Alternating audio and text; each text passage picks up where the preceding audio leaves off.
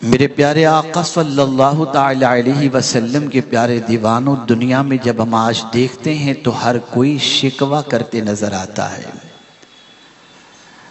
معاشرے میں اگر ہم دیکھیں، اگر 100 آدمیوں سے ملاقات ہو تو 90 آدمی شکایت کرتے ملیں گے۔ کسی نہ کسی اعتبار سے شاید ہی 10 لوگ ایسے ملیں جو شکر کرتے ہوئے نظر آئیں یا شکوہ و شکایت سے اپنی زبان کو کنٹرول میں کرتے ہوئے نظر آئیں۔ اگر دیکھا جائے تو یہ شکوہ کس چیز کا کرتے ہیں؟ تو کوئی روزی کی تنگی کی شکایت، کوئی بیماری کی شکایت، کوئی بچی کے رشتے سے متعلق شکایت، کوئی بیٹے کی آوارگی کی شکایت، کوئی بیماری کی شکایت۔ غرض کہ ہر ایک کو دیکھو کوئی نہ کوئی مصیبت کا تذکرہ اور شکوہ اور شکایت کرتا ہوا دکھائی دیتا ہے۔ میرے پیارے آقا صلی اللہ تعالی علیہ وسلم کے پیارے دیوانوں، لیکن ہم شکوہ کس سے کرتے ہیں؟ انسان سے۔ ہم شکایت کس سے کرتے ہیں؟ انسان سے۔ وہ انسان جو ہماری پریشانیوں کو دیکھنے کے بعد اگر تھوڑی بھی اس کے دل کے اندر ہمارے لیے کسی اعتبار سے قدرت ہوگی تو ہماری پریشانی سے اسے پریشانی نہیں ہوگی، بلکہ وہ اندر اندر خوش ہوتے ہوئے کہے گا اب آیا ہے اونٹ پہاڑ کے نیچے۔ میرے پیارے آقا صلی اللہ علیہ وسلم کے پیارے دیوانوں، ہم سب کی شکایت اپنے ذاتی معاملات سے متعلق اور دنیا سے متعلق ہوتے ہیں۔ آج میں آپ کے سامنے پیغمبر رحمت صلی اللہ علیہ وسلم کے شکوے کا تذکرہ کروں گا۔ وہ رسول اعظم صلی اللہ علیہ وسلم جو اللہ کے ایسے حبیب ہیں کہ کہیں کچھ بھی نہیں، صرف چہرہ آسمان کی طرف اٹھا لیں تو مولا ان کے لیے قبلے کو بدل دیتا ہے۔ وہ رسول رحمت صلی اللہ علیہ وسلم جو مانگیں کچھ بھی نہیں، پھر بھی مولا فرماتا ہے وَلَسَوْفَ يُعْتِيكَ رَبُّكَ فَتَرْضَىٰ۔ آپ ذرا دیکھیں جس پیغمبر رحمت صلی اللہ تعالی علیہ وسلم کی یہ شان، ان کے ساتھ دنیا نے کیا سلوک کیا۔ مکے کی سرزمین پر دعوت توحید جب پیش کی تو راہوں میں کانٹے بچھائے گئے، لفظوں کے تیر چلائے گئے۔ شعیب ابی طالب کے اندر 3 سال تک رسول اعظم صلی اللہ علیہ وسلم کا سوشل بائیکاٹ کیا گیا، بیٹوں کے وصال پر تانے دیے گئے، بچیوں کو طلاق دی گئی، اور نہ جانے کس کس طریقے سے میرے آقا صلی اللہ علیہ وسلم کو مکہ مکرمہ میں اذیتوں سے دوچار کیا گیا۔ طائف کے بازار کے اندر جب رسول رحمت صلی اللہ علیہ وسلم پہنچتے ہیں تو وہاں بھی بہت ستایا گیا۔ اس حد تک گنڈے پیچھے لگے کہ پتھروں سے رسول اعظم صلی اللہ علیہ وسلم کے پائے مبارک کو زخمی کیا، اور آقا کریم صلی اللہ علیہ وسلم کی نعلین شریف خون سے تر ہو گئی۔ لیکن جب میں احادیث کے ذخیرے کو علماء سے پوچھ کر میں عرض کرتا ہوں کہ اس میں کہیں مجھے شکوہ رسول نظر آئے تو بتا دو کہ رسول اعظم صلی اللہ علیہ وسلم نے پتھروں کی تکلیف کو برداشت کر کے اللہ سے شکوہ کیا ہو، اے اللہ یہ مجھے ستا رہے ہیں۔ راہوں میں جب سرکار صلی اللہ علیہ وسلم کے کانٹے بچھائے گئے تو پیغمبر رحمت صلی اللہ علیہ وسلم نے اللہ کی بارگاہ میں یہ کہا ہو مولا میرے سامنے یہ کیا کر رہے ہیں۔ طائف کے بازاروں میں جب ستایا گیا اور پتھروں کی بارشیں ہوئی تو سرکار نے وہاں کہا ہو مولا مجھے تو نے رسول بنا کر کے بھیجا اور میرے ساتھ ہی کیا سلوک ہو رہا ہے۔ تو موجود علماء سے اگر میں پوچھوں کہ کہیں حدیث میں آقا کریم صلی اللہ علیہ وسلم کا ان چیزوں کے سلسلے میں شکوہ ہو تو مجھے بتاؤ کہ انہوں نے اللہ رب العزت جل جلالہ کی بارگاہ میں اپنے پر ہونے والی تکلیف کی شکایت یا شکوہ کیا ہو، کہیں نہیں ملتا۔ بچوں کا وصال ہو رہا ہے، کوئی شکوہ نہیں، تانے دیے جا رہے ہیں، کوئی شکوہ نہیں، بچیوں کو طلاق دی جا رہی ہے، کوئی شکوہ نہیں، شعیب ابی طالب کے اندر 3 سال تک محصور کیا جا رہا ہے، کوئی شکایت نہیں۔ لیکن جب میں قرآن کی ایک آیت کو دیکھتا ہوں تو میری عقل دنگ رہ جاتی ہے۔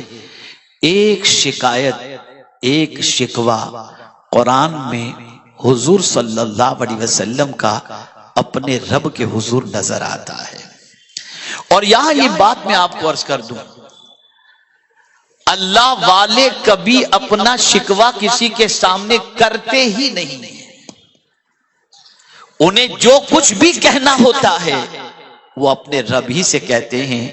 قرآن گواہ ہے، حضرت یعقوب علیہ السلام نے بھی جب اللہ سے کچھ کہنا ہوا اپنے بیٹے کے حوالے سے، اپنے غم کے حوالے سے، تو قرآن کہتا ہے قال انما اشکو بثی وحزنی الی اللہ۔ اس لیے کہ دنیا کا انسان غم سننے کے بعد مذاق اڑا سکتا ہے، دنیا کا انسان تکلیف سننے کے بعد ہنس سکتا ہے، دنیا کا انسان کبھی تکلیف سننے کے بعد بیزار بھی ہو سکتا ہے۔ کیا یہ بات سچ نہیں کہ معاشرے میں وہ لوگ جو پریشانی میں زندگی گزارتے ہیں، ایک بار اگر کسی کے پاس پریشانی لے کر کے گئے تو ممکن ہے کہ وہ پریشانی دور کر دے، لیکن اگر بار بار کوئی پریشانی کا تذکرہ کرے تو وہ یہی تو کہے گا جاؤ کہیں جا کر کے اپنی پریشانی کا ذکر کرو، کیا میرے علاوہ کوئی دوسرا نہیں؟ پتہ چلا انسان کی پریشانی کو انسان سن کر بیزار ہو جاتا ہے۔ اے میرے کریم تیری عظمتوں پر قربان، کیا اگر کوئی پریشان تیری بارگاہ کے اندر گڑ گڑاتا ہے، اپنی پریشانی کا شکوہ کرتا ہے، اپنی مصیبتوں کا تذکرہ کرتا ہے، تو برملا اسے امید دلا کر یہ فرماتا ہے امن یجیب المضطر اذا دعا ویکشف السوء، کون ہے جو بے قرار کی فریاد سنتا ہے اور تکلیفوں کو دور کرتا ہے؟ میرے بندے میں ہی تو ہوں جو تیری تکلیف کو دور کر سکتا ہوں۔ اس لیے رسول رحمت صلی اللہ علیہ وسلم نے شکوہ انسانوں سے نہیں کیا، نہ اپنے پتھر کے زخموں کا کیا، نہ اپنی بچیوں کا کیا، نہ اپنے بچوں کا کیا، نہ اپنے بائیکاٹ ہونے کا کیا، کسی کا نہیں۔ ظاہر سی بات ہے کہ اس سے بڑی کوئی چیز ہوگی جس کی شکایت حضور نے رب کی بارگاہ میں کی۔ اب سمجھو اسے، جب یہ چیز آپ سمجھ جائیں گے تو انشاءاللہ العظیم آج ایک عظیم سبق لے کر کے یہاں سے اٹھیں گے کہ میرے آقا صلی اللہ علیہ وسلم کی نگاہوں میں سب سے بڑا غم کون سا ہے؟ آقا کریم صلی اللہ علیہ وسلم کی نگاہوں میں سب سے بڑی تکلیف کی چیز کون سی ہے؟ رسول رحمت صلی اللہ علیہ وسلم کے قلب اطہر پر بوجھ کون سی چیز ہے؟ تو اللہ اکبر، آقا کریم صلی اللہ علیہ وسلم اپنے رب کی بارگاہ میں عرض کرتے ہیں قال الرسول، رسول نے عرض کیا یا رب، اے میرے رب، اے میرے پالنے والے۔ اور میں یہاں ایک بڑی پتے کی بات عرض کروں، قرآن اٹھا کر کے دیکھو، سارے نبیوں کی دعا کا آغاز رب ہی سے ہوتا ہے۔ کہیں ربنا آتنا، کہیں ربنا ظلمنا، آپ دیکھ لیجئے۔ اور سورہ فاتحہ کا آغاز بھی اسی طریقے سے ہوتا ہے الحمدللہ رب العالمین۔ گویا ایک بندہ جب اللہ کو رب کہہ کر پکارتا ہے تو پروردگار کی رحمت کو پیار آ جاتا ہے کہ میرا یہ بندہ جانتا ہے کہ کوئی دوسرا اس کا پالنے والا نہیں، میں ہی اس کا پالنے والا ہوں۔ اسی لیے میرے امام نے آقا کریم صلی اللہ علیہ وسلم جیسی عظیم نعمت کے ملنے پر، اور اللہ نے حضور صلی اللہ علیہ وسلم جیسی عظیم نعمت عطا فرمائی، اس پر جب اپنے رب کی تعریف کرتے ہیں تو یوں ہی تو کہتے ہیں وہی رب ہے جس نے تجھ کو۔ رب ہی کہا. اور استاد زمن نے جب حمد باری تعالی پیش کی تو یوں ہی تو کی, درد دل کر مجھے عطا یا رب, دے میرے درد کی دوا یا رب, لاج رکھ لے گنہگاروں کی, نام رحمان ہے تیرا یا رب, بے سبب بخش دے نہ پوچھ عمل, نام غفار ہے تیرا یا رب. میرے پیارے آقا صلی اللہ تعالی علیہ وسلم کے پیارے دیوانوں, شکوے رسول کو سمجھو, رسول اعظم کے غم کو سمجھو, رسول اعظم صلی اللہ علیہ وسلم کی نگاہوں میں سب سے بڑی تکلیف کیا ہے اسے سمجھو, تاکہ اس چیز کو سمجھنے کے بعد ہماری توجہ اس طرف مبذول ہو جائے اور اداروں کے قیام کا مقصد بھی آپ کی نگاہوں کے سامنے آ جائے. کیا شکوا کیا اللہ کے رسول نے اپنے کریم کی بارگاہ کے اندر؟ بیٹوں کا شکوا نہیں, بیٹیوں کا شکوا نہیں, تکلیف کا شکوا نہیں, بھوک کی شکایت نہیں, کچھ بھی نہیں. شکایت کی تو صرف اتنی شکایت کی, وقال الرسول یا رب ان قومی اتخذوا ھذا القرآن مہجورا, اے میرے رب یہ میری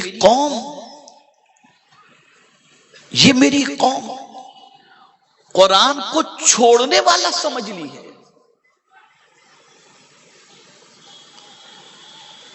یعنی سرکار صلی اللہ علیہ وسلم کو سب سے بڑی تکلیف اس چیز کی ہے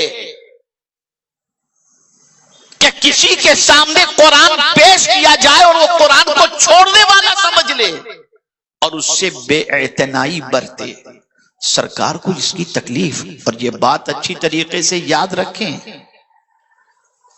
میرے پیارے آقا صلی اللہ تعالی علیہ وسلم کے پیارے دیوانوں, اس قرآن کی عظمتوں کو آپ نہیں جانتے, اس قرآن کی طاقت کو آپ نہیں جانتے, اس قرآن کے انقلابی پیغام کو آپ نہیں جانتے. یہ وہ عظمت والی کتاب ہے کہ میرے پیارے آقا صلی اللہ تعالی علیہ وسلم کے پیارے دیوانوں, اس زمانے میں بھی دنیا جانتی تھی کہ یہی کتاب اگر لوگوں کے کانوں میں پہنچ گئی تو زندگیاں بدل جائیں گی. اسی کتاب کا پیغام اگر لوگوں نے سن لیا زندگی میں انقلاب پیدا ہوگا. اگر یہ کتاب لوگوں نے سمجھ لی تو اس کتاب کے راستے پر چلنے کے بعد انسان کی زندگیوں کے اندر انقلاب پیدا ہو جائے گا.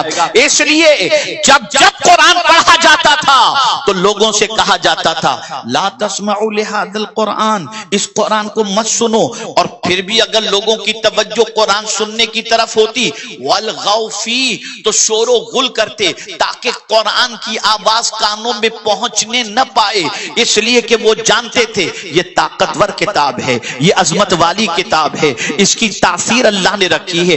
ارے جن سنتے تھے تو ایمان لے آتے تھے. اس کتاب کی اتنی طاقت ہے کہ میرے پیارے آقا صلی اللہ تعالی علیہ وسلم کے پیارے دیوانوں, یہی کتاب ہے کہ جس کے بارے میں مولا علی کرم اللہ تعالی وجہہ الکریم فرماتے ہیں گھوڑے کی ایک زین پر ایک قدم اور دوسرے پر دوسرا قدم رکھتے تک میں پورا قرآن ختم کر لیتا ہوں. اللہ اکبر. قرآن جس گھر میں پڑھا جاتا ہو وہاں سکینہ کا نزول ہوتا ہے. میرے پیارے آقا صلی اللہ علیہ وسلم کے پیارے دیوانوں, اچھی طریقے سے ذہن کے اندر رکھو, بڑی طاقت و توانائی ہے اس کتاب کے اندر, اس کتاب کی بڑی عظمتیں موجود ہیں. اور آپ جانتے ہیں دنیا اسی کتاب سے گھبراتی ہے, اسی کتاب سے گھبراتی ہے, اسی کتاب کے بارے میں ڈرتی ہے. اس لیے کہیں اس کو جلانے کا کام کیا جاتا ہے تاکہ اس کی عظمتیں گھٹا دی جائیں, کہیں اس کے مقابلے میں کوئی دوسری کتاب لانے کی کوشش کی جاتی ہے تاکہ اس کتاب کی جو ہے عظمت گھٹ جائے. میرے پیارے آقا صلی اللہ علیہ وسلم کے پیارے دیوانوں, میں حیران ہوں غیر تو اس کتاب کی طاقت کو جان کر یہ کتاب کی آواز کانوں تک نہ پہنچے اس کے لیے جد و جہد کر رہی ہے, لیکن مسلمان اس کتاب کے بارے میں کچھ نہیں جانتا, اتنی بلندی پر رکھ دیتا ہے کہ ہاتھ بھی نہ پہنچے, اتنی ایسی جگہ رکھ دیتا ہے کہ غلطی سے بھی نہ پہنچے, اتنی گرد و غبار جم جاتی ہے کہ مہینے گزر جاتے ہیں, اسے صاف کرنے کا وقت نہیں ملتا. اب سنیے حدیث مبارکہ کا مفہوم آپ کی سماعتوں کے حوالے کروں. میرے پیارے آقا صلی اللہ علیہ وسلم کے پیارے دیوانوں, آقا کریم صلی اللہ علیہ وسلم نے فرمایا جس نے قرآن سیکھا اور اسے معلق کر دیا, لٹکا دیا, جیسے ہمارے گھر میں قرآن ہے، ہمیں پڑھنا آتا ہے، ہم نے کبڈ میں رکھ دیا، کھونٹی میں لٹکا دیا، یا جس طریقے سے بھی ہم نے قرآن کو بلند و بالا مقام پہ رکھ دیا، کھولتے نہیں اس کو، پڑھتے نہیں ہے اس کو، سمجھتے نہیں ہے اس کو، عمل نہیں کرتے اس پر۔ آقا کریم صلی اللہ علیہ وسلم ارشاد فرماتے ہیں کہ قیامت کے دن اسی قرآن کو اس بندے کے گلے میں لٹکا دیا جائے گا، اور پھر اس بندے کے ساتھ یہ قرآن خدا کی بارگاہ میں حاضر ہوگا، اور اللہ سے یہ قرآن عرض کرے گا، مولا اس نے مجھے چھوڑنے والا سمجھ لیا، کبھی کھول کر پڑھتا تک نہیں تھا، آج اس کے اور میرے درمیان تو فیصلہ فرما دے، آج میرے اور اس کے درمیان تو فیصلہ فرما دے۔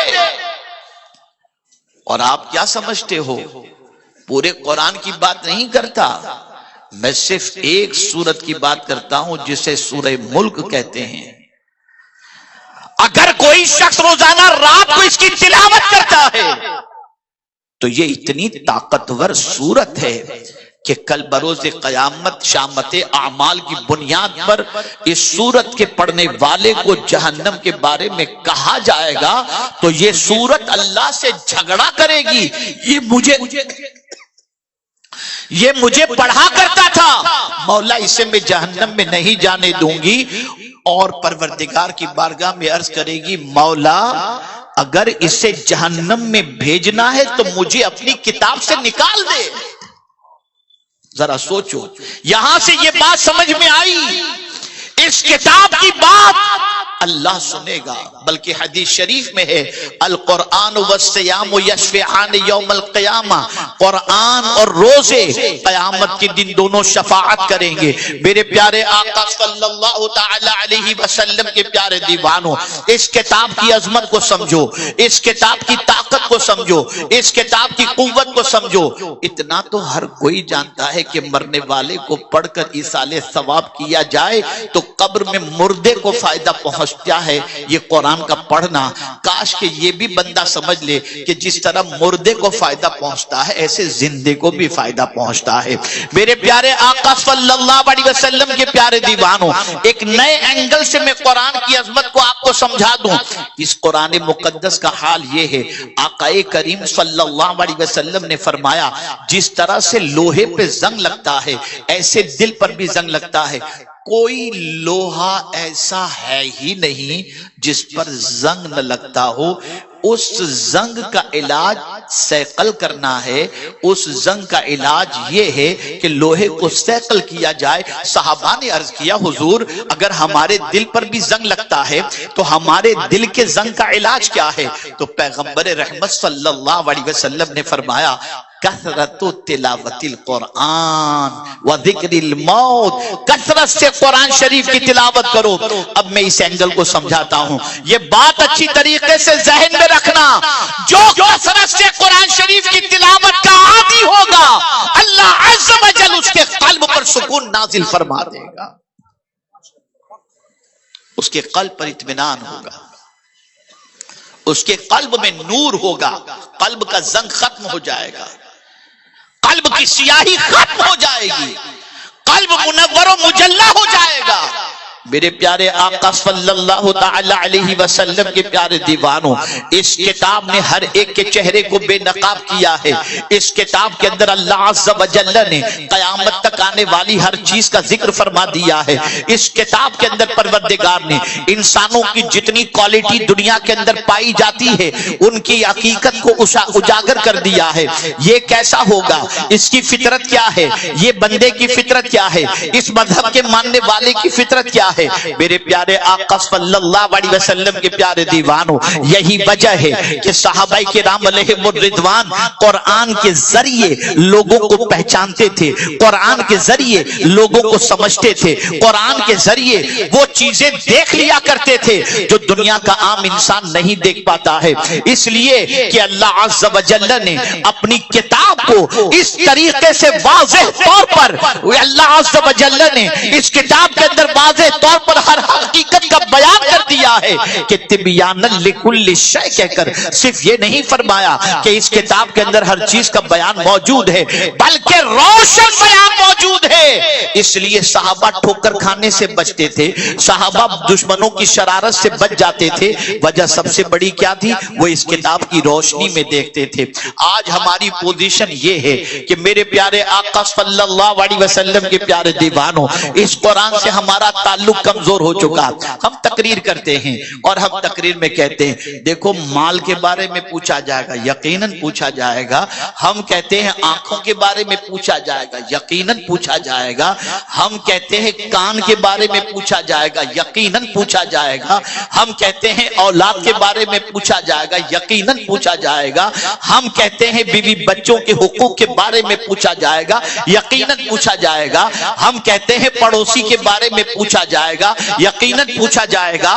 ہم کہتے ہیں قرض کے بارے میں پوچھا جائے گا، یقیناً پوچھا جائے گا۔ ہم یہ ساری باتیں کرتے ہیں اور کرنا بھی چاہیے، لیکن آج میں جب مطالعہ کر رہا تھا تو میری عقل دنگ رہ گئی۔ اللہ اللہ، قرآن کہہ رہا ہے قل بفضل اللہ وبرحمتہ فبذلک فلیفرحوا، اور یہاں پر فضل سے مراد اسلام بھی لیا گیا اور قرآن بھی لیا گیا، رحمت سے مراد بھی حضور کی ذات، اور اس طریقے سے قرآن بھی لیا گیا، اسلام بھی لیا گیا۔ اب میں آپ سے پوچھنا چاہتا ہوں، اب جب میں جاتا ہوں سورہ تکاثر کے اندر تو میری عقل دنگ رہ جاتی ہے۔ میرے پیارے آقا صلی اللہ علیہ وسلم کے پیارے دیوانوں، کبھی ہم نے یہ سوچا کہ اللہ قرآن کے بارے میں بھی پوچھے گا؟ اس لیے کہ قرآن کہتا ہے ثم لتسألن یومئذ عن النعیم، بے شک قیامت کے دن تم سے ہر نعمت کے بارے میں سوال پوچھا جائے گا۔ اب میں آپ سے پوچھتا ہوں، جب ساری نعمتوں کے بارے میں ہم جانتے ہیں کہ ان نعمتوں کے بارے میں سوال پوچھا جائے گا، تو کیا قرآن کو اللہ کی بڑی نعمت نہیں سمجھتے؟ کیا قرآن کو اللہ کی عظیم نعمت نہیں سمجھتے؟ کیا قیامت میں ہم سے پوچھا نہیں جائے گا اے بندے تو نے قرآن سے کیا تعلق قائم کیا، تو نے قرآن پر کتنا عمل کیا، قرآن کو کتنا پڑھا؟ آپ جانتے ہیں قرآن کی جگہ، غور سے سنیے گا، قرآن کی جگہ طاق نہیں ہے، قرآن کی جگہ جو ہے کوئی کھوٹی نہیں ہے، سب سے زیادہ قرآن کی جگہ دل ہے، دل۔ اس لیے اللہ عز و جل نے اس قرآن کو جب نازل کرنا چاہا تو کسی اور جگہ کا انتخاب نہیں، قلب مصطفیٰ صلی اللہ علیہ وسلم کا انتخاب فرمایا۔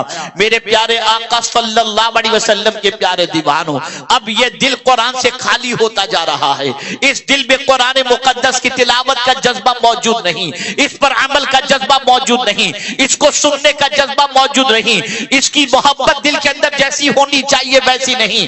اب پھر میں آپ سے پوچھتا ہوں، جب اس حد تک ہماری کیفیت بن چکی ہو کہ ہم نہ روزانہ قرآن کھولتے ہوں، نہ روزانہ قرآن کی تلاوت کرتے ہوں، اور یہ بھی یاد رکھیں کہ محبت رسول صلی اللہ علیہ وسلم کی علامتوں میں سے ایک علامت یہ بھی ہے کہ وہ عاشق رسول ہوگا تو قرآن کی تلاوت بھی ضرور کرے گا، یہ بھی ایک علامت محبت میں سے۔ اور میں نے تو جب علامہ اسماعیل حقی رحمت اللہ تعالی علیہ کا یہ قول تفسیر روح البیان میں جب میں نے پڑھا تو میری عقل دنگ رہ گئی۔ کسی نے پوچھا، علامہ اسماعیل حقی رحمت اللہ تعالی علیہ فرماتے ہیں کسی سے پوچھا گیا کہ مجھے حضور کی زیارت کرنی ہے، کوئی نسخہ ہو تو بتائیں، تو انہوں نے فرمایا، کہنے والے نے کہا تو قرآن کو دیکھا کر، ایک دن صاحب قرآن کا جلوہ بھی نظر آ جائے گا۔ آپ ذرا سوچو تو صحیح، یہ قرآن ہے۔ میرے پیارے آقا صلی اللہ علیہ وسلم کے پیارے دیوانوں، میں کسی غیروں کے علاقے کے اندر نہیں بیٹھا ہوں، اس وقت جس شہر کے اندر بیٹھ کر کے میں اپنی گفتگو کر رہا ہوں یہ مسلمانوں کا اکثریتی علاقہ ہے، ہزاروں کی تعداد میں نہیں، لاکھوں کی تعداد میں یہاں مسلمان آباد ہیں۔ میں پوچھنا چاہتا ہوں کتنے گھر ہیں جس میں روزانہ قرآن کھلتا ہے، اور اس سے بھی سخت سوال میں اور پوچھنا چاہتا ہوں، کتنے ہمارے نوجوان ہیں جو قرآن پڑھنا جانتے ہیں؟ یہ ہے تعلق تمہارا قرآن سے، یہ اس کتاب کے ساتھ تمہارا تعلق ہے۔ جس رسول کے ماننے والے ہیں ہم، اس رسول کو تو کفار قریش سے شکایت تھی کہ مولا تو نے مجھے ان میں رسول بنا کر کے بھیجا اور تیری کتاب کے ذریعے ان کی رہنمائی کے لیے بھیجا، انہوں نے تو قرآن کو چھوڑنے والا سمجھ لیا، بے اعتنائی برت رہے اس قرآن سے۔ تو کفار اگر قرآن سے بے اعتنائی برتیں تو حضور کو اتنی تکلیف ہو، اور قرآن کے ماننے والا اگر قرآن کو طاق کی زینت بنا دے تو حضور کو کتنی تکلیف پہنچے گی۔ آقا کریم صلی اللہ علیہ وسلم کے قلب اطہر پر کیا گزرے گا؟ موضوع بڑا طویل ہے، وقت بڑا مختصر ہے۔ اے رسول اعظم صلی اللہ علیہ وسلم کے دیوانوں، تاریخ اٹھا کر کے دیکھو، لوگوں کی زندگی میں انقلاب اور سیدھے راستے کا انہیں مسافر سب سے زیادہ اگر کسی چیز نے بنایا ہے تو وہ قرآن کی اثر انگیزی نے۔ یہ قرآن ہی تھا جسے سننے کے بعد ایوان باطل میں زلزلہ پیدا ہو جاتا۔ یہ قرآن ہی ہے جس کی طاقت کے سامنے دنیا سرخمیدہ ہے۔ قرآن کا چیلنج 1400 سال پہلے بھی تھا اور آج بھی ہے۔ ایک آیت جیسی آیت لا کر بتاؤ۔ دنیا ترقی کی 1000 منزلیں طے کر لے، لیکن قرآن کی ایک آیت جیسی آیت بنانے کی طاقت دنیا کے سارے سائنٹسٹ، پروفیسرز، ریسرچ اسکالرز اور چاہے کوئی بھی ہو، سب مل کر کے بھی کوشش کریں تو قرآن کی ایک آیت جیسی آیت نہیں لا سکتے۔ یہ کتاب، کیا تعلق ہے ہمارا اس کتاب سے؟ کیا رشتہ ہے اس کتاب سے؟ تلاش کرتے ہو نا، کیوں ہم زوال پذیر ہیں؟ جاننا چاہتے ہو کہ ہمیں کیوں چلنے کا ڈھنگ نہیں آتا؟ جاننا چاہتے ہو کہ ہم بے روی کے کیوں شکار ہیں؟ جاننا چاہتے ہو کہ ہمارے اندر طریقہ گفتگو کیوں نہیں؟ جاننا چاہتے ہو کہ آداب خورد و نوش ہمارے پاس کیوں نہیں؟ جاننا چاہتے ہو کہ زمانہ اپنے پیروں تلے کیوں روند رہا ہے؟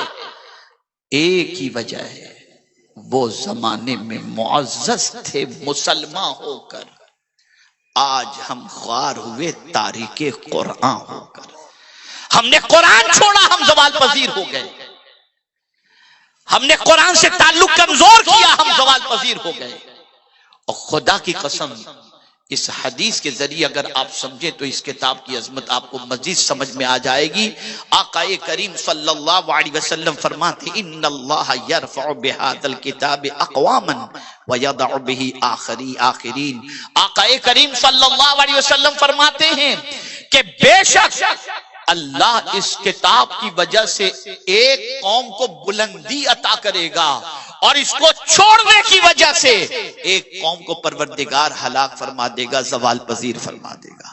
جو چھوڑے گا وہ گرے گا، جو چھوڑے گا وہ تباہ ہوگا، جو چھوڑے گا وہ برباد ہوگا۔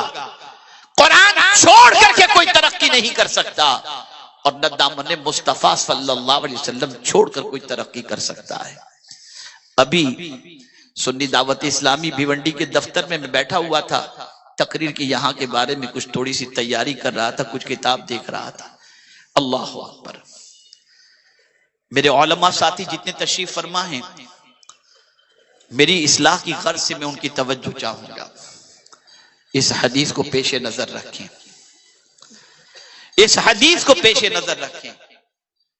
اور وہ حدیث کیا ہے؟ اسی حدیث پر میں اپنی گفتگو کو ختم کرتا ہوں۔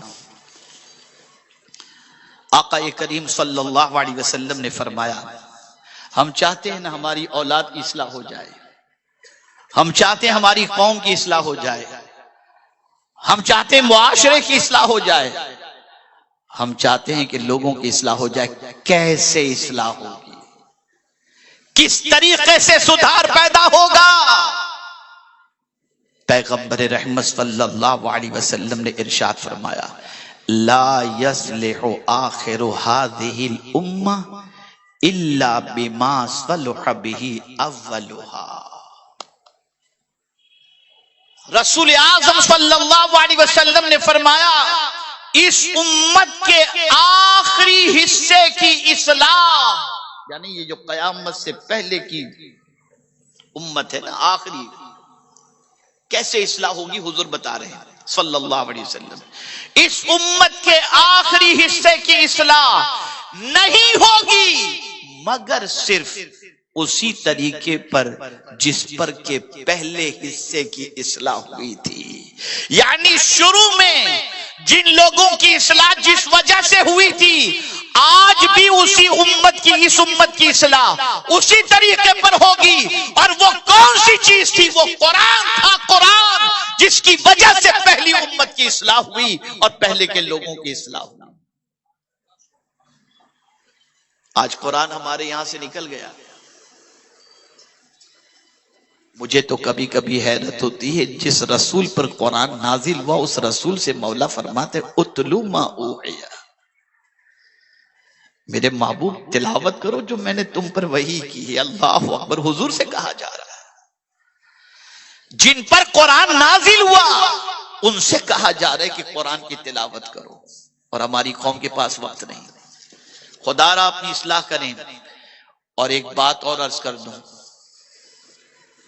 وہ لوگ جن کے پاس ایمان کی دولت نہیں ہے اور بے پناہ دولت کے اندر ڈوبے ہوئے ہیں، آپ میں سے کوئی کہہ سکتا ہے کہ یار ان کے محلات، ان کی گاڑیاں، ان کی آسائش، ان کے بچوں کی شادی کے اندر اربوں روپے کا ٹھاٹ ماٹ سب ہو رہا ہے، ہم تو قرآن کے ماننے والے ہیں لیکن غریب ہیں. تو اب سنیے اللہ نے کیا، فَلَا تُعْجِبْكَ أَمْوَالُهُمْ وَلَا أَوْلَادُهُمْ. یہ اللہ فرما رہا ہے، میں نہیں کہہ رہا. فَلَا تُعْجِبْكَ أَمْوَالُهُمْ وَلَا أَوْلَادُهُمْ إِنَّمَا يُرِيدُ اللَّهُ لِيُعَذِّبَهُمْ بِهَا فِي الدُّنْيَا. اللہ فرماتا ہے تعجب نہ کرو ان کے مال کو دیکھ کر، ان کی اولاد کو دیکھ کر، اور مال و اولاد کی کثرت کو دیکھ کر، ان کا یہ سب کچھ دیکھ کر تعجب مت کرو. تم جانتے ہو میں نے ان کو کیوں دیا؟ اللہ فرماتا ہے کہ میں نے ان کو اس لیے دیا ہے کہ ان کو میں سخت عذاب کے اندر گرفتار کروں گا.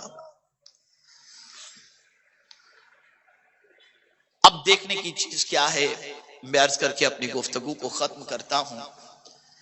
دیکھنے، حالانکہ میں آیت کے ایک ہی ٹکڑے پر میں نے گفتگو کی، دوسرا ٹکڑا اتنا ایفیکٹو اور انٹریسٹنگ ہے کہ اگر آپ اس کو سمجھ لیں تو آپ کی زندگی کا بہت بڑا مسئلہ حل ہو سکتا ہے، لیکن وقت اتنا نہیں.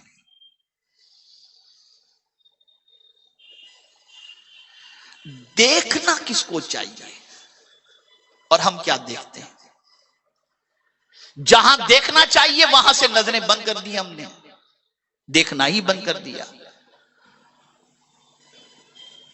اور جس طرف نہیں دیکھنا چاہیے وہاں دیکھ رہے ہیں. کیا دیکھنا چاہیے؟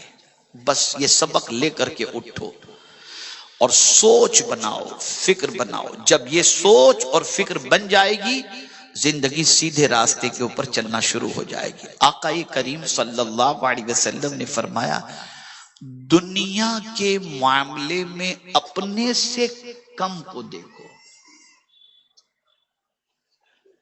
اپنے سے زیادہ والے کو نہیں. اگر تم 10x10 کے روم میں رہتے ہو نا تو تم یہ دیکھو کہ فٹ پاتھ پہ بھی تو لوگ رہتے ہیں، اور جہاں تم نے دیکھا رہے اس کا تو بنگلو ہے، بس تمہارے اندر ناشکری کا جذبہ پیدا ہو جائے گا. تو جب کبھی تمہیں دیکھنا ہو تو اپنے سے چھوٹے مجھے تو یاد آتا ہے آقا کریم صلی اللہ علیہ وسلم کا ایک عمل. سرکار صلی اللہ علیہ وسلم تشریف لے جا رہے تھے، ایک بالکل چھوٹے قد کا بندہ کوئی سامنے سے آتا، سرکار نے اسے دیکھا فوراً مسجد تشریف لے گئے، سجدے میں چلے گئے. اے اللہ تو نے مجھے کتنا اچھا پیدا فرمایا ہے. سوچیے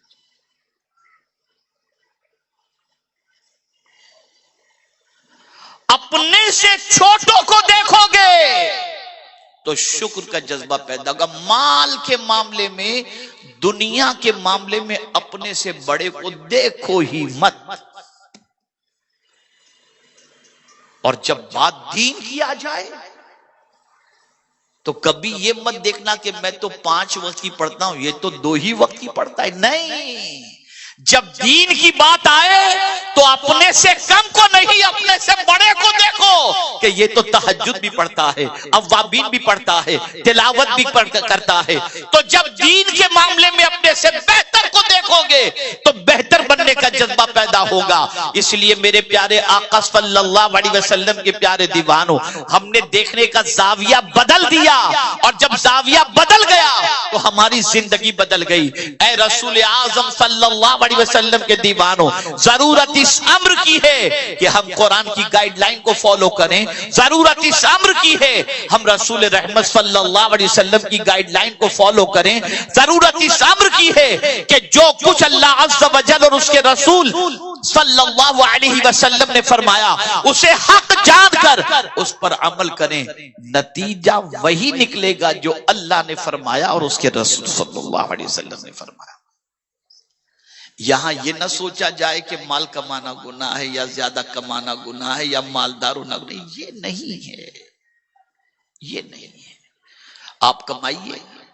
حضرت عبد الرحمن ابن عوف رضی اللہ تعالیٰ عنہ کے پاس اتنی دولت تھی جس کی کوئی انتہا نہیں. سیدنا صدیق اکبر رضی اللہ تعالیٰ عنہ کے پاس دولت کا انبار تھا، کوئی کمی نہیں تھی، بلکہ دعا کرتے تھے. صدیق اکبر تو دعا کرتے تھے مال کی زیادتی کی. اللہم ابسط علی فی الرزق، اے اللہ میرے لیے رزق کو کشادہ کر دے، پھیلا دے، بہت عطا فرما. وزہد منہ، لیکن مجھے اس سے بے نیاز کر دے. میرا دل لگے تو تیری محبت میں لگے، تیرے حبیب کی محبت میں لگے. لیکن مال بہت عطا کر، رزق بہت عطا کر، لیکن میرا دل اس سے نہ لگانا، میرا دل تو تجھ سے لگے اور تیرے حبیب سے لگے. تو آتی ہے. تو ایسا نہیں کہ مال کمانا گناہ ہے، لیکن یہاں یہ بات خاص طور پر یاد رکھیں، اچھا بننا ہے تو اپنے سے اچھوں کو دیکھو، اپنے سے بہتر کو دیکھو، اپنے سے زیادہ عبادت گزار کو دیکھو، اپنے سے زیادہ صاحب علم کو دیکھو. اور جب قرآن کا مطالعہ کرو گے اور قرآن کی تلاوت کرنا شروع کرو گے تو میرے پیارے آقا صلی اللہ علیہ وسلم کے پیارے دیوانوں، طبیعت کے اندر قرار پیدا ہوگا، سکون پیدا ہوگا، اطمینان پیدا ہوگا. میں خود اپنی زندگی کا عمل آپ کو بتاتا ہوں. جب مجھے کبھی اضطرابی کیفیت ہوتی ہے، الحمدللہ میں وضو کرتا ہوں، اور اگر وضو سے ہوتا ہوں قرآن کھول کر کے پڑھنا شروع کر دیتا ہوں. یقین مانے آدھا پارہ بھی نہیں پڑھتا ہوں کہ دل کو اطمینان ملنا شروع ہو جاتا ہے. آپ کرو اسے. بے چینی کا علاج سگریٹ پھونکنا نہیں ہے، بے چینی کا علاج ڈرگس پینا نہیں ہے، بے چینی کا علاج شراب پینا نہیں ہے، بے چینی کا علاج پکچر دیکھنا نہیں ہے، بے چینی کا علاج عیاشی کرنا نہیں ہے. بے چینی کا علاج تو اللہ کی کتاب کی تلاوت کرنا ہے. اس کتاب سے رشتہ مضبوط کرو. یہ اتنے حفاظ تیار کیے گئے، اتنے علماء اداروں میں تیار کیے گئے، کیا ریزن ہے؟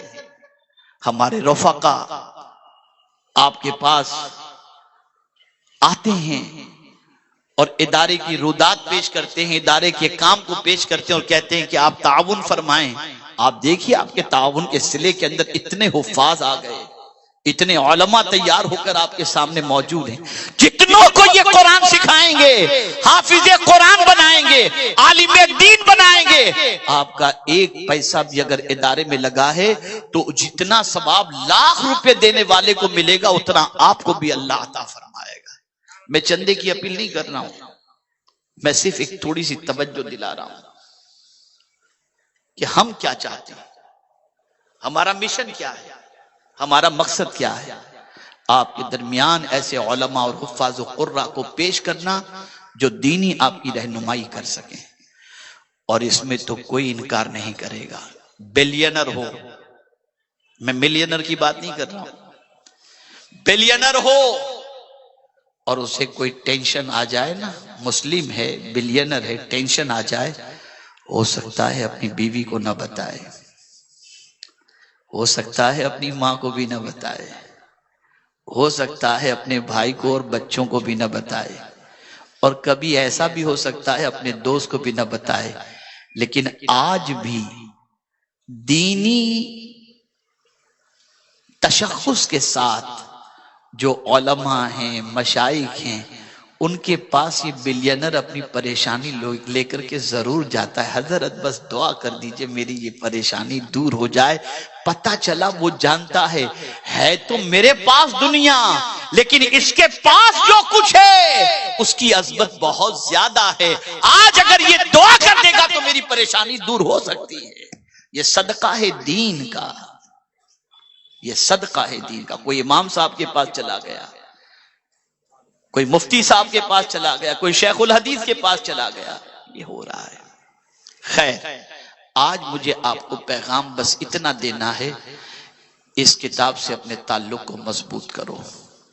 سرکار صلی اللہ علیہ وسلم اس چیز سے بہت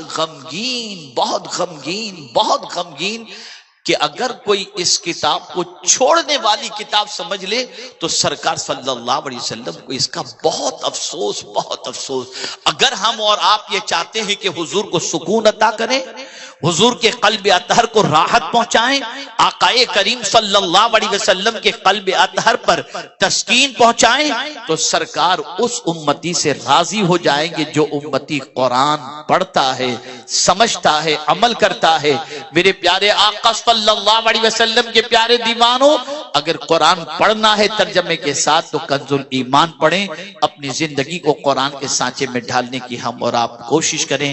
اللہ رب العزت جل جلالہ آقائے کریم رؤوف الرحیم علیہ التحیۃ والتسلیم کے صدقہ و طفیل مجھے آپ کو سب کو قرآن اور صاحب قرآن سے اپنے رشتے کو مضبوط کرنے کی توفیق نصیب فرمائے، اور ہمیں قرآن مقدس کا قاری بھی بنائے، عالم بھی بنائے، عامل بھی بنائے، حافظ بھی بنائے، اور ہمارا گھر آج کے بعد قرآن کی تلاوتوں سے گونجنے لگ جائے۔ وما علینا الا البلاغ المبین۔ السلام علیکم ورحمۃ اللہ تعالی وبرکاتہ۔